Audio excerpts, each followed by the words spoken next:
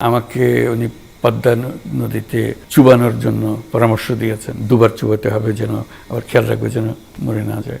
দূরত্ব বলে খুব হালকা হয়ে যায় কথাটা, কারণ উনি পাবলিকলি যেভাবে করেন সেটা হলো বিরাট রকমের একটা আক্রমণ। এটা আমাকে আমার নাম ধরে তো উনি ডাকেন না, উনি বলেন রক্তচোষা।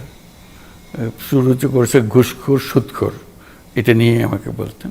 এখন বলছে আমি মানুষের রক্ত চুষি। আমাকে উনি পদ্মা নদীতে চুবানোর জন্য পরামর্শ দিয়েছেন, দুবার চুবাতে হবে যেন, আবার খেয়াল রাখবে যেন মরে না যায়। কাজে উনি আমার উপরে সাংঘাতিক রকমের কি বলবো ক্ষোভ আমার উপরে। কেন ক্ষোভ তার আমার জানা নেই। আমি এমন কোনো কিছু করি নাই যিনি আমার উপরে ক্ষুব্ধ হতে পারেন, কোনো বিহেভিয়ার বা কোনো আচরণ এরকম কিছু করি নাই।